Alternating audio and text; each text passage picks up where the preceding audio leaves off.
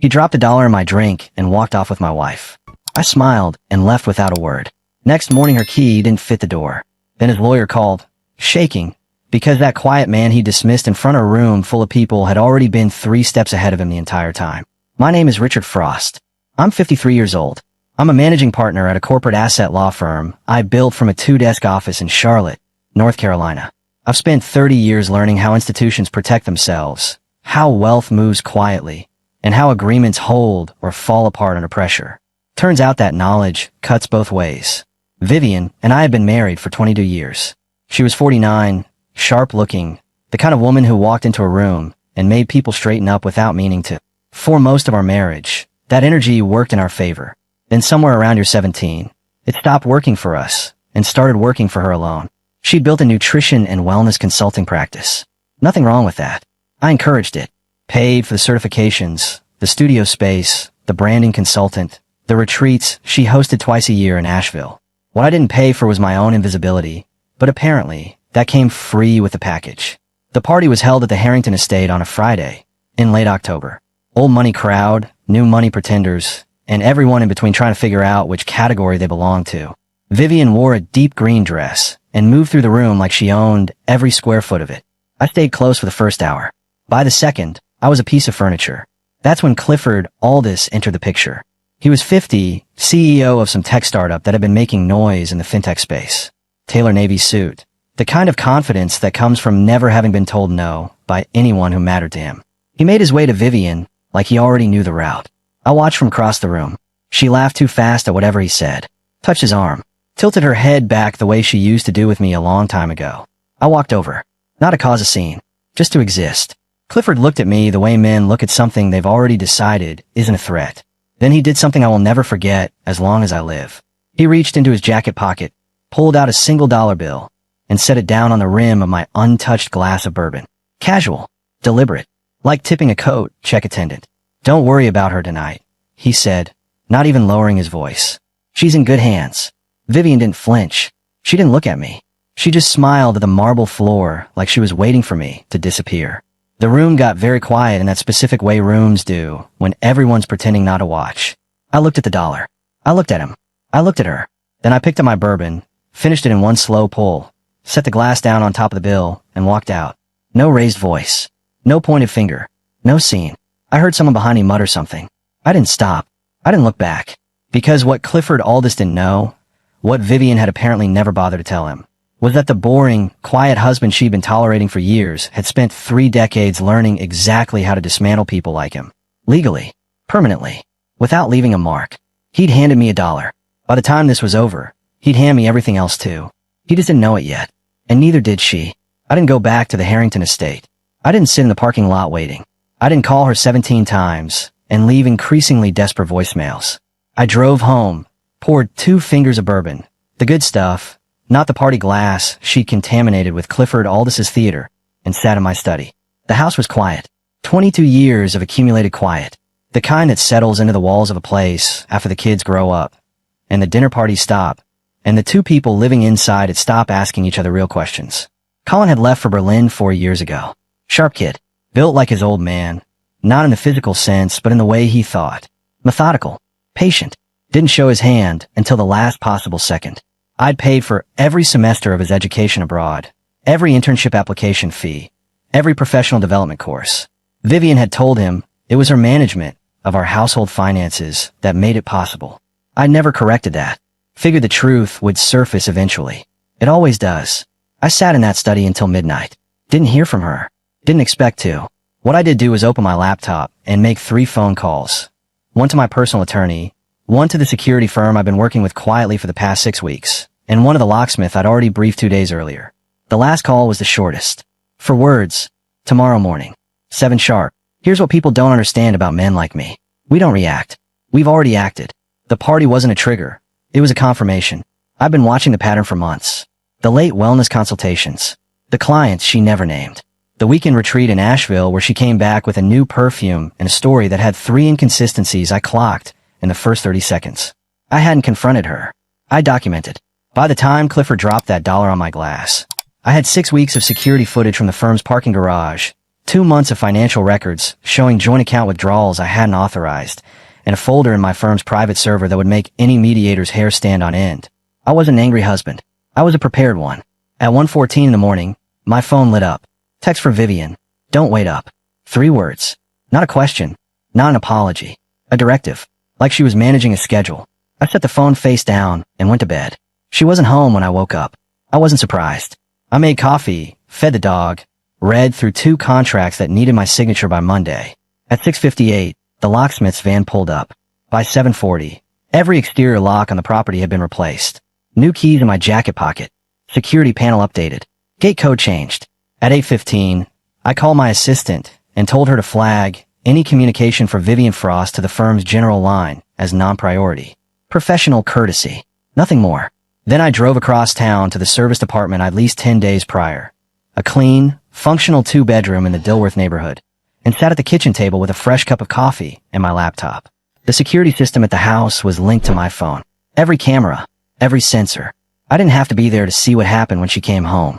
I opened the live feed at 11:47 a.m. and watched her Uber pull up to the gate. She was still in the green dress. Hair pulled back now, loose strands at the neck. She walked to the front door with the confident stride of a woman who expects the world to hold still while she catches up with it. Slid her key in. Turned it. Stopped. Tried again. Harder this time, like the door owed her something. Then the knock. 2 firm raps. Then 3 more. Then the phone pressed her ear. My phone showed the call. I let go to voicemail. She tried twice more. Both times, voicemail.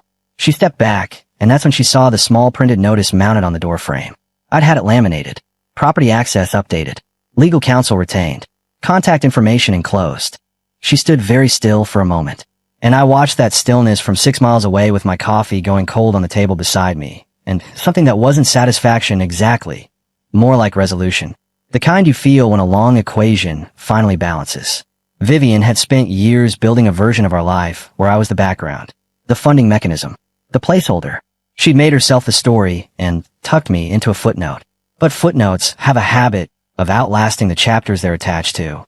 Her next call wasn't to me. It was to her sister Sheila. I knew because Sheila texted me 11 minutes later. Just 5 words. She's outside. You doing okay? I typed back too. I'm fine. And I meant it. Sheila called me at 2 in the afternoon. Not a text this time. An actual call, which told me the situation outside my house had escalated past what a 5-word message could contain. I answered on the second ring. Richard. Her voice was careful. Sheila had always been the steadier of the 2 sisters. Less polish. More substance. She's been outside for almost 2 hours. She's asking me to come over. That's your call to make, I said. I'm not stopping you. A pause. Are you okay? Better than I've been in a while, honestly. Another pause, longer this time. I figured something like this was coming. I want you to know I'm not taking sides. I'm not asking you to. She exhaled. She's gonna call your mother next if I don't show up. My mother lives in Asheville and doesn't answer unknown numbers, I said. Vivian knows that. Sheila almost laughed. Almost. Okay, I'll go. But Richard, just so you know, she told me Clifford is a business connection. That last night was networking. I let that sit for a moment. Sheila, I said finally, I've spent 30 years reading contracts written by people who needed me to believe exactly what they wanted me to believe. I know what networking looks like. And I know what $1 dropped into a man's drink looks like. Silence. I'll check in with you later, I said, and ended the call. I pulled up the gate camera feed on my laptop. Vivian was sitting on the front step now, heels beside her, phone in both hands. She looked like someone who had just discovered that the building they owned actually belonged to someone else, which, in every legal sense that mattered, was precisely correct. The house had been in my name since the day we bought it, part of a broader asset structure I'd built methodically over 20 years. Vivian had signed the refinancing documents in 2016 without reading past page 3. I knew because I watched her do it. She'd been on the phone with a client the entire time, initialing boxes with the efficiency of someone clearing an inbox. Those initials had reaffirmed every protective clause in the original agreement. At 3:15, Sheila's car appeared on the gate camera. She parked, walked up to Vivian, and the 2 of them talked for several minutes. I couldn't hear the conversation, but I could read posture. Sheila kept her arms crossed. Vivian kept gesturing at the door. Eventually, Sheila shook her head, once, firmly, and pointed toward her own car. Vivian stood up, grabbed her shoes, got in the passenger seat. I closed the laptop and went for a walk. Charlotte in late October has a particular quality. The air goes sharp and clean, The leaves on the oaks go amber and rust, and the city slows down just enough to think. I walked 6 blocks and thought about Colin. He was in Berlin, running analytics for a fintech company, doing well by any reasonable measure. He thought his mother had managed the household finances brilliantly to fund his education. He'd said in his last birthday call to her, "Mom, I don't know how you pulled it off." She'd accepted the gratitude without a word of correction. I let it go then. I wouldn't let it go much longer. At 4:40, my phone buzzed. Not Vivian. Her mother, Helen. I didn't answer. Helen was 74, sharp as a tack, and had never particularly warmed to me. I suspected she'd be calling to deliver a verdict before she'd heard the evidence. I'd deal with Helen in my own time, on my own terms. What I did do was draft a short email to my firm's senior associate and attach 2 documents: the amended trust structure and the updated beneficiary designations. Everything I'd prepared over the past 6 weeks, now formally filed. Clean, precise, and already on record with 3 separate institutional parties before Vivian had finished knocking on a door that no longer recognized her key. I stopped at a coffee shop on Providence Road and ordered a black coffee. Sat by the window. Watched people walk by with their dogs and their strollers and their ordinary Friday afternoons. The dollar was still sitting in my memory like a splinter. Not because it hurt, because it clarified. Some men need a crisis to act. I'd already been acting. The dollar just confirmed I'd been right to start when I did.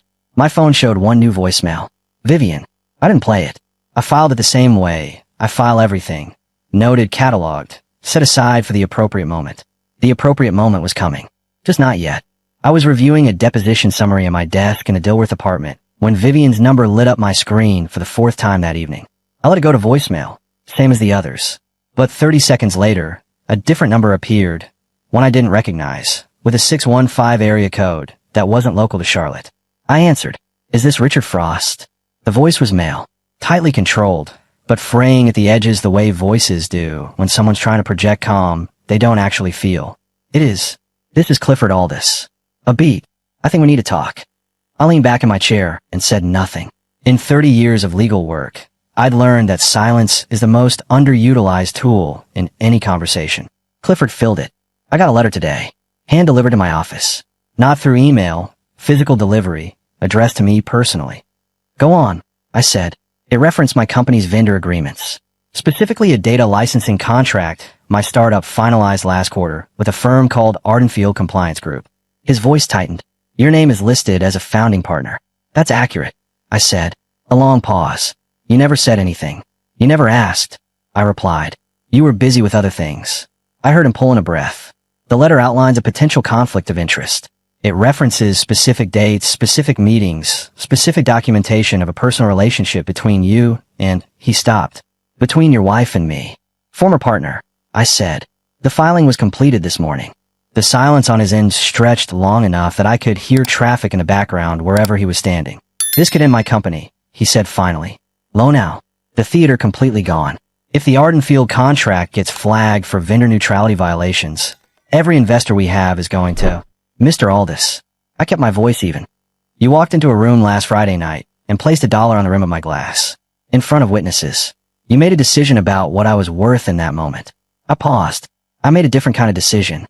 I made it 6 weeks ago. Actually, long before the party. Another long silence. What do you want? He asked. Nothing from you, I said. The documentation has already been submitted to the relevant compliance board. That process runs on its own timeline now. What you do with the information is your business. You're not going to... He stopped again. You're just going to let the process run. That's what processes are for, I said. I heard his breathing change. She never told me who you were. She said you were. He caught himself.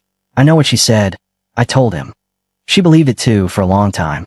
That's the thing about quiet men, Mr. Aldous. People tend to fill in the blanks with whatever's most convenient for them.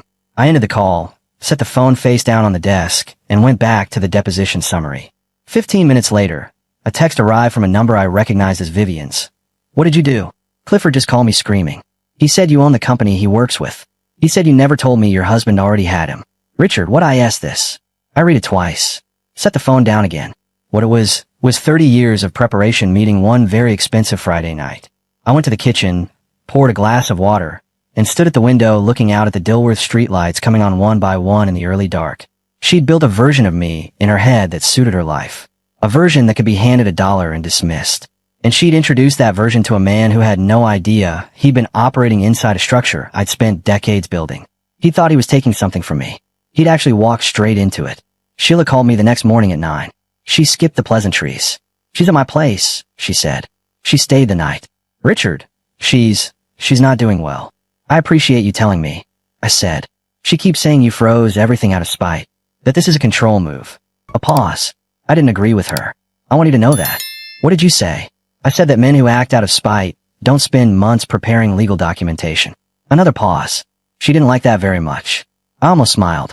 Sheila, I'm not going to ask you to manage her. Just keep me in the loop if anything changes on your end. There's one more thing. Her voice dropped. Your mother-in-law called me this morning. Helen. She's driving up from Greenville. She's telling people you've been controlling Vivian for years.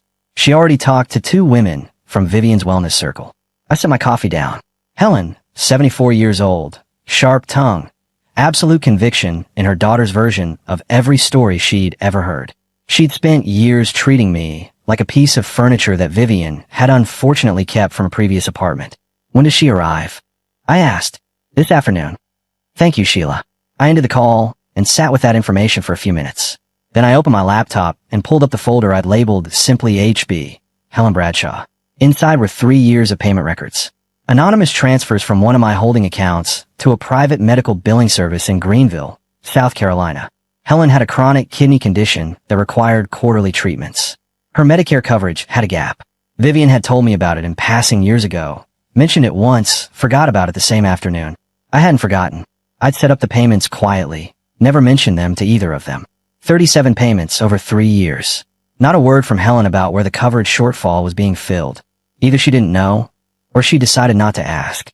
Either way, that information had a time and a place. It wasn't today, but it was coming. Meanwhile, across town, Vivian was apparently doing what people do when the ground shifts under them. She was searching. I knew this because Sheila texted me at 11:14. She's been on her laptop for 2 hours. I looked over her shoulder. She's Googling you. I read that and leaned back in my chair. Let her look. What Vivian would find wasn't a LinkedIn profile with a generic headshot and a list of bar association memberships. She'd find articles in trade publications going back 15 years. She'd find my name attached to a framework that 40-something private firms now used as a standard for asset protection. She'd find a quote from a business journal piece. I remembered giving the interview, a rare exception to my usual policy of staying out of print, where I'd said something along the lines of, the strongest legal structures are the ones the other party never thinks to examine. She'd find the name Hartwell Asset Partners, the holding group that sat above my law firm and 3 other entities. She'd find the Ardenfield Compliance Group, which had sent Clifford his letter. She'd find years of quiet, methodical work that she'd been living on top of without ever once looking down. I wondered what that felt like. Realizing the floor you'd been dismissing was actually the foundation. My phone rang at 1:30, a number I didn't recognize, but I knew before I answered. Richard. Helen's voice was clipped, controlled. The voice of a woman who considered composure a form of weaponry. I want you to explain yourself. Hello, Helen. I hope the drive up was smooth. Don't do that. Sharp. Don't be pleasant with me right now. My daughter is sitting at her sister's kitchen table with nothing. No access to her home. No cards. Nothing. You did that. I did, I said. A pause. She hadn't expected me to confirm it that directly. That is cruel, she said. That is the act of a man who wants to punish. It's the act of a man who prepared for a situation he hoped wouldn't happen, I replied. There's a difference. She made a mistake. Helen. I kept my voice even. I'm not going to litigate this with you over the phone. What I will tell you is that the decisions I've made are legal, documented, and already on record with multiple institutions. If Vivian wants to contest any of them, she's welcome to retain counsel. Silence. Then, with less certainty, you're serious. I've been serious about this marriage for 22 years, I said. I was apparently the only one. She started to say something else, but I continued. I also want you to know, Helen, and I say this not as a threat, but as a fact, that there are some things about the last few years you may not be aware of. When you're ready to have a real conversation, I'm available. But right now, I'd encourage you to get the full picture before you drive to anyone else's house to deliver a verdict. A long silence. Something in her tone shifted, just slightly. A hairline fracture in the certainty. What do you mean? She asked. I mean exactly what I said. I paused. Take care of yourself, Helen. The drive back to Greenville is long. I ended the call, poured a fresh coffee, sat at the desk, and pulled up the live feed from the house cameras. The property was still, leaves collecting on the front walk. Nobody home. 30 years of building. 22 years of marriage. And in the end, all it had taken was $1 and one very public Friday night for the whole pretense to come apart. I didn't feel victorious. I felt clear, like a legal brief after the final edit. Everything unnecessary stripped away, only the essential facts remaining. Colin would call soon. I could feel it the way you feel weather changing. When he did, I'd be ready. There were things my son deserved to know. About who had actually written the checks. About who had been quiet when he should have spoken and why. About what it meant to build something real versus performing the appearance of building it. But that conversation required the right moment. And I'd spent my entire career understanding the difference between the right moment and the convenient one. Helen Bradshaw arrived at Sheila's house at 2:15 in the afternoon with a rolling carry-on, a casserole dish, and 30 years of maternal certainty packed into a 5'4" frame. By 2:45, according to Sheila's text, she had already called me a stone-cold operator, a financial tyrant, and a man who had never deserved her daughter. By 3 o'clock, she was on the phone with a local TV news tip line. I found that out from a former colleague who happened to know the assignment editor. He called me as a professional courtesy. I thanked him and didn't panic. Helen talking to a tip line was a problem with the ceiling. What she didn't know had no ceiling at all. I drove to Sheila's house at 4 o'clock. Didn't call ahead. Sheila opened the door, and to her credit, she didn't look surprised. She stepped aside without a word. The living room went very quiet when I walked in. Vivian was on the couch, still in borrowed clothes, her hands wrapped around a mug. Helen stood near the kitchen doorway like a woman, guarding a perimeter. She looked at me the way prosecutors look at defendants they've already convicted internally. "You have no business being here," Helen said. "This is Sheila's house," I replied. "I'll let Sheila make that determination." Sheila said nothing, which was answer enough. I didn't sit down. I looked at Vivian. She looked back, and for a moment the performance dropped. The injured dignity, the rehearsed outrage, and underneath it was something I recognized. The face of a person who had spent the last 18 hours discovering that the story they'd been telling themselves had significant gaps. "I know you've been searching my name," I said. Not accusatory, just stating it. Vivian's jaw tightened. "I didn't know half of what you were involved in." "You didn't ask," I said. "Not once in 22 years did you ask what I was actually building. You knew I worked. You knew money was there. That was the extent of your interest." "That is not," she started. "Vivian." My voice stayed level. "I'm not here to argue. I'm here for one reason." I reached into my jacket and pulled out an envelope. Set on the coffee table. "That's a record," I said. 37 payments over 3 years, from one of my accounts to a private medical billing service in Greenville. I looked at Helen. "Your kidney treatments, Helen. The gap in your Medicare coverage. Someone's been filling that gap. Has been for 3 years." Helen went very still. "That someone," I continued, "was not your daughter. Vivian mentioned your situation once, in passing, approximately 3 years and 2 months ago. She forgot about it the same evening. I set up the transfers the following week." The room was absolutely silent. Helen looked at the envelope on the table, then at me, then at Vivian. Vivian's face had gone pale. "You never said anything," Helen said finally. Her voice had lost its edge. "There was nothing to say," I replied. "You needed help. I helped. That's what you do for family." I paused. Even when family doesn't extend you the same consideration. I didn't hammer it. I didn't need to. The information had landed exactly where it needed to. Helen sat down slowly in the armchair by the window. She didn't look like a woman guarding a perimeter anymore. She looked like a woman doing arithmetic she didn't like the results of. Vivian set her mug down on the side table. "Richard, I didn't come here to reconcile," I said. "I came here because your mother was about to go to a television news tip line with half a story. I wanted her to have the full one before she did something she couldn't walk back." I buttoned my jacket. "The divorce filing will be delivered in the next few days," I said. "I'd encourage you both to read it completely before forming an opinion. Every clause has a reason." I looked at Vivian one last time. "I genuinely hope you find what you were looking for. I just couldn't keep funding the search." I walked to the front door, nodded at Sheila, and left. Outside, the October air had gone sharp. I walked to my car, sat for a moment, and looked at the street. I didn't feel powerful. I felt finished. And in my experience, finished is the only thing worth working toward. Colin called on a Tuesday. I was in the middle of reviewing a trust amendment when his name appeared on my screen, and I set everything aside without hesitation. "Dad." His voice was steady, but had that particular tightness young men get when they're holding something carefully. I saw the news about Clifford Aldous. I hadn't expected that to be the opening. "What did you see?" "There's a piece in a fintech trade publication. It references a compliance disclosure involving Ardenfield Compliance Group. It names his company, and it names the firm that filed the disclosure." A pause. "Your firm, Dad." "That's accurate," I said. Silence. Then, How long has this been in motion? 6 weeks of preparation. The visible part happened over about 48 hours. Another silence. Longer. I could hear him processing the way he always processed. Methodically, building the picture piece by piece before committing to a response. He'd gotten that from me. I noticed it when he was 14 and never said anything about it, because some things you just watch with quiet pride. Mom called me yesterday. He said finally. She told me you froze everything and locked her out without warning. That it came out of nowhere. It didn't come out of nowhere, I said. What did you tell her?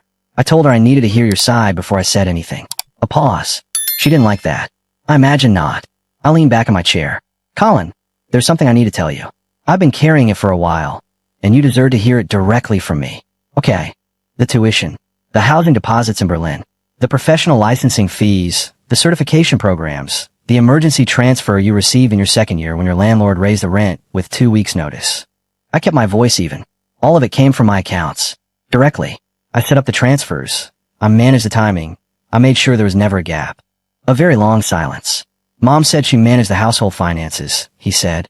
She managed a household budget that I funded entirely. I replied. There's a difference. I never corrected the record because I didn't want you carrying the weight of our marriage's structure while you were trying to build your own life. But the structure is changing now, and you should know what it was built on. I heard him exhale one long, slow breath. Dad, she let me thank her. For years. I know. On my last birthday call, she said. He stopped. She said she worked really hard to make sure I had everything I needed. She believed a version of that, I said. People often do. That's generous of you. It's accurate, I said. Generous would be pretending it didn't happen. He was quiet for another moment. Then, I'm coming home.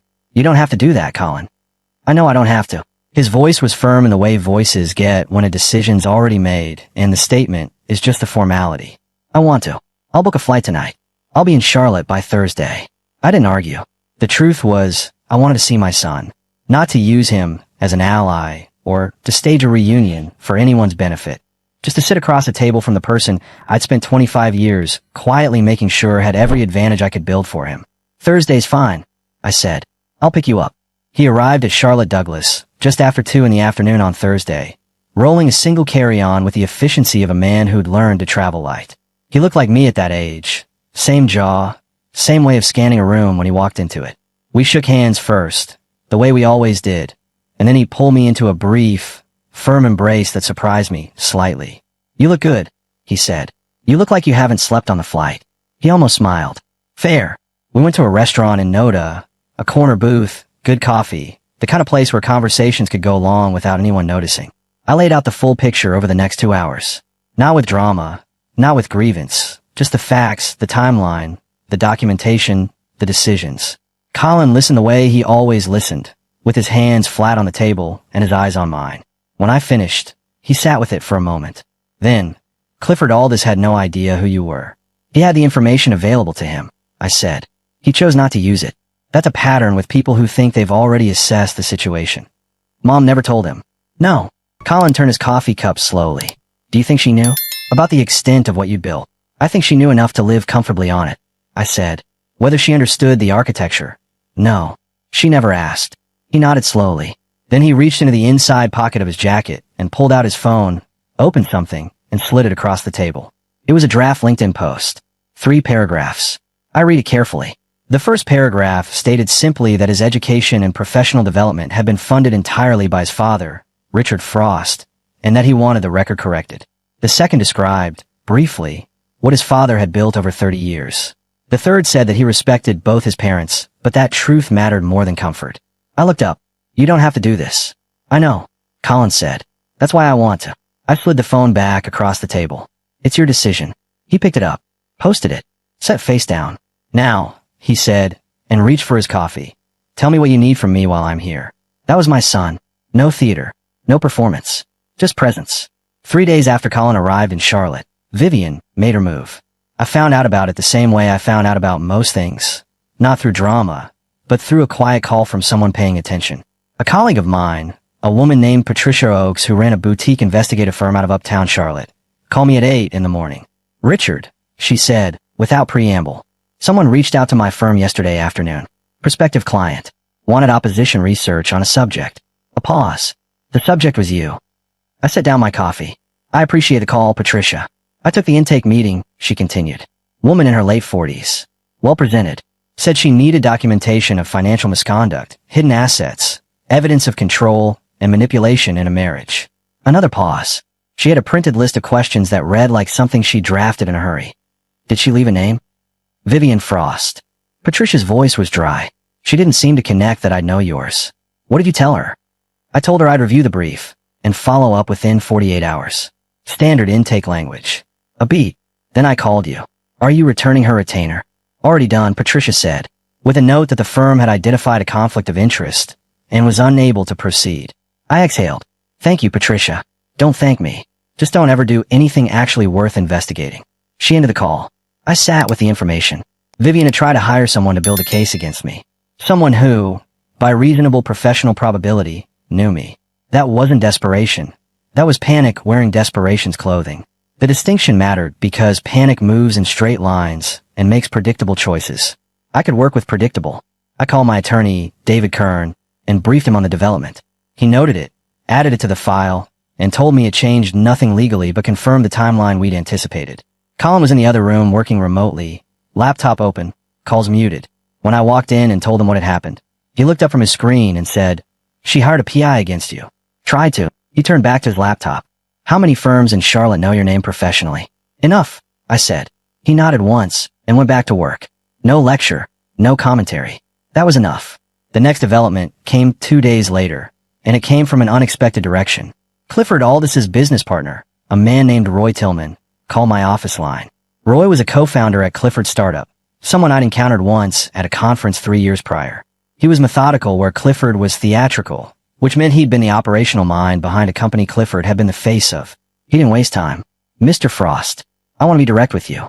Clifford has made decisions in the past several months that have put this company in a precarious position.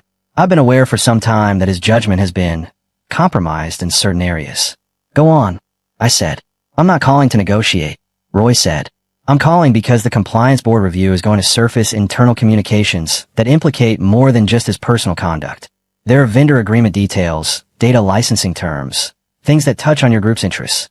A pause. "I want you to know that I intend to cooperate fully with the review process. I wanted to tell you that directly, rather than have it surface as a surprise." I appreciated that. "I'll note it," I said. "There's one more thing," Roy said. "I found out this week that Clifford was aware of your connection to the Ardenfield group before the party. He'd seen your name in the vendor documentation. He knew." A long pause. "He just decided it didn't matter." The room went very quiet. He'd known. He'd looked at the documentation, seen my name, and decided the information was irrelevant. Decided that the quiet man, standing across the marble floor with an untouched bourbon, was not a factor worth calculating. That dollar in my glass hadn't been careless. It had been deliberate, which meant everything that followed hadn't just been consequence. It had been correction. "Thank you, Roy," I said. "I'll make sure the board is aware of your cooperation." I ended the call and walked to the window. Charlotte spread out below in the pale November light, the uptown towers glinting, the streets moving in their ordinary patterns. Colin appeared in the doorway. "Everything okay?" "Better than okay," I said. Clifford knew who I was before the party. Colin was quiet for a moment. Then, he did it anyway. He did. My son leaned against the doorframe with his arms crossed and looked out the window beside me. "Some men don't think consequences apply to them," he said, "right up until they do." 25 years old, and he'd already learned the thing that took most men twice as long. I put my hand briefly on his shoulder. Then I went back to my desk and got back to work. The divorce documents arrived on a Monday morning. Courier delivery, 9 o'clock sharp, addressed to Vivian at Sheila's house. I knew the timestamp because David Kern had arranged a service and confirmed delivery by text. By 10:15, Vivian had called my number 4 times. I let all 4 go. By noon, Sheila texted, "She's read it. She's not okay. Richard, there's no alimony provision." I texted back, Clause 9 of the prenuptial agreement. 2009. She signed at brunch. Sheila didn't reply for several minutes. Then, she says she didn't understand what she was signing. I typed, "That's what counsel is for. She should retain one." That afternoon, Colin and I drove past the house together. Not to gloat. Colin had suggested it, said he wanted to see it one more time before things changed further. We parked across the street. The place looked the same, as always from the outside. The oak in the front yard had gone full amber. The porch light was off. "You're selling it," Colin said. It wasn't a question. "Already sold," I said. "Closed Friday." He turned. That fast. Corporate buyer. Cash transaction. The deal had been structured for 3 weeks. I just hadn't executed the final signature until the timing was right. I look at the house. I didn't want to live in it anymore. Too many rooms that stopped meaning what they used to mean. Colin looked at the oak tree for a moment. I learned to ride a bike in that driveway. I know. Are you okay with letting it go? I thought about that honestly. The house was wood and drywall, I said. What I built inside it. The years, the work, raising you. That doesn't go with the deed. He nodded slowly, looked at it one more time. Then, okay, let's go. We drove away and didn't look back. Vivian found out about the sale 2 days later when she drove past and saw a property management company signage on the front gate.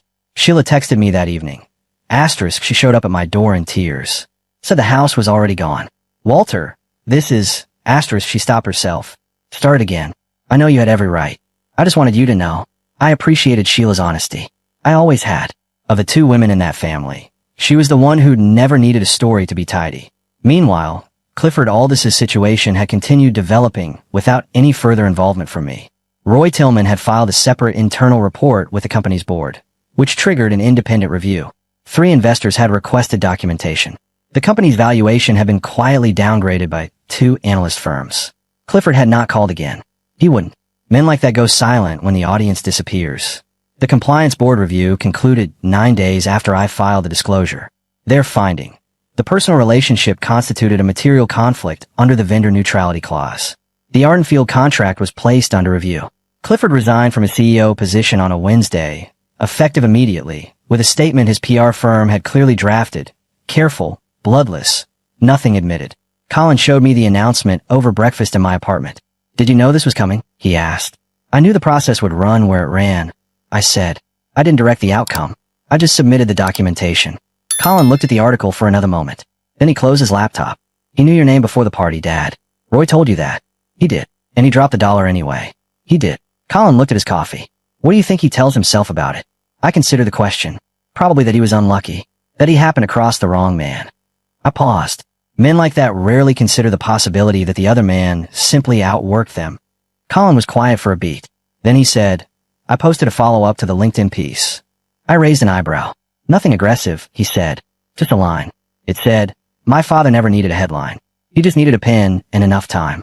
I looked at my son across the breakfast table, 25 years old, already understanding things that had taken me a decade longer to learn, and felt something settle in my chest that had been unsettled for a long time. Thank you, I said. He picked up his coffee. Don't thank me. Just make sure the next chapter is better than the last one. 8 months later, Colin flew back from Berlin for a long weekend. No occasion. No event.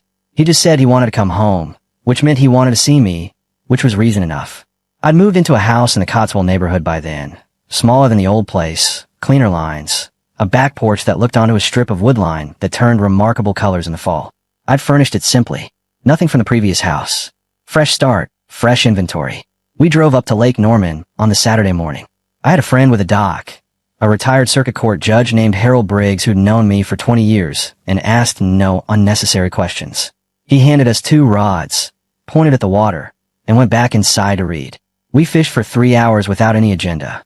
The water was flat and silver in the morning light. A heron stood motionless near the far bank for the better part of an hour. Colin caught 2 bass and released them both. I caught one and did the same. At some point, without preamble, Colin said, you could have told me earlier. About the money. About what you built. I could have, I agreed.